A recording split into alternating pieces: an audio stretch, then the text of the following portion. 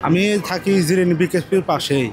পরে মোবাইলে শুনলাম যে তামিম ইকবালের হাড়ে সমস্যা হয়েছে, শেখ ফজিল এই হসপিটালে ভর্তি আছে, তার জন্য আসলাম এখানে। বাইরের পরিস্থিতি, সাংবাদিকরা আছে, অনেক লোকজন আছে, তাড়াতাড়ি সুস্থ হয়ে আবার আমাদের মাঝে আবার ফিরে আসুক, খেলাধুলা করুক, এটাই চাই। তামিম ইকবাল অসুস্থ, আসলে এই কথা মানে শুনতে পেরে আসলে হাসপাতালে আসছি ওনাকে দেখার জন্য।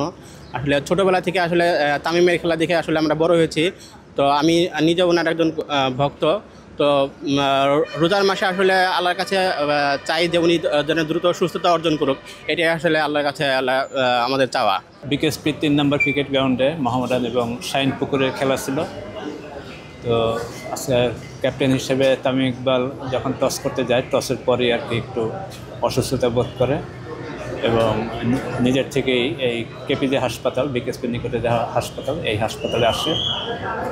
এখানে ডাক্তারের সাথে পরামর্শ করার পরে সে কিছুটা সুস্থতা বোধ করে এবং সে নিজের থেকে ডিসিশন নেয় যে সে ঢাকায় কোনো একটা হাসপাতালে যাবে এবং এরপরে সে আবার বিকেএসপিতে ফিরে যাওয়ার পরেই সে আবার অসুস্থ হয়ে যায় এবং তার বুকের ব্যথাটা প্রবল আকার ধারণ করে।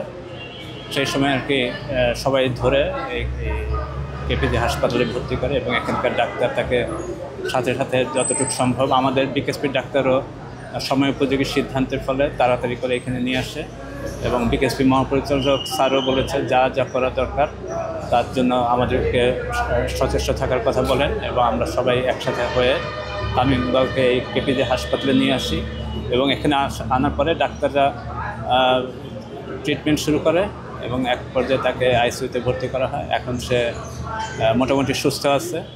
তো দেশবাসীর কাছে এটাই প্রত্যাশা থাকবে যে তামিম ইকবালের জন্য সবাই দোয়া করবেন যাতে সে আবার আমাদের মাঝে ফিরে আসতে পারে। অ্যাম্বুলেন্স ড্রাইভার হিসেবে ছিলাম, তো সকাল থেকে ওনার একটু ব্যথা অনুভব ছিল।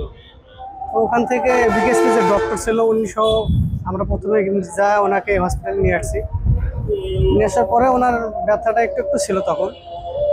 আর তারপরে হচ্ছে এখানে একটু প্রাথমিক ট্রিটমেন্ট নেওয়ার পরে এখন উনি বলতেছিল যে এবার কেয়ারে ওনার শিফট করার জন্য।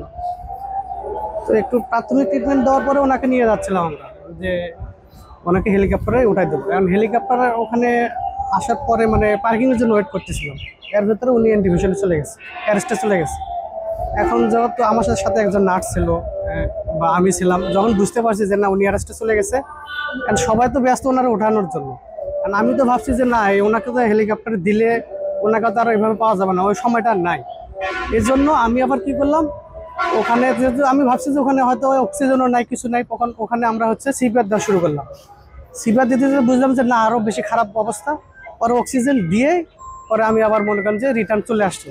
মানে ওখানে আমি ওই হেলিকপ্টার উঠাই দেওয়ার জন্য ওয়েট করি নাই, যে ওখানে ওয়েটটা করলে হয়তো বা উনি আর মানে এই অবস্থা থাকতো না, হয়তো বা আমরা একটা কোনো দুঃসংবাদ পাইতাম। তো যাই হোক, ওনাকে এইভাবে 2 মিনিটের ভিতরে আমি আবার ওইভাবে চলে নিয়ে আসলাম। কিন্তু সবাই আবার তাক লাগিয়ে আছে যে কেন নিয়ে যাচ্ছে, হেলিকপ্টার তো নামাইছে। এখন আমি ভাবলাম যে ওনাকে হেলিকপ্টার উঠাবে 10 মিনিট সময়টাও তো ওনার নাই। এই জন্য আমি ওনাকে মানে যত তাড়াতাড়ি সম্ভব এখানে নিয়ে আসছি। আবার ইমার্জেন্সি বলে রাখলাম যে আপনারা সব রেডি করেন, আমি কিন্তু চলে আসতেছি। আবার জাস্ট আমি এখানে আবার নিয়ে আসলাম। নিয়ে আসার পরে যে ডক্টরদের সব ডক্টররা আমাদের ট্রিটমেন্ট চলতেছে, যাই হোক এখন স্বাভাবিক চলতেছে আর কি। লিলি হালাল বিউটি সোপ, বিএসটিআই কর্তৃক সনদপ্রাপ্ত দেশের প্রথম হালাল বিউটি সোপ। দীপ্তিময় উজ্জ্বল ত্বকের জন্য।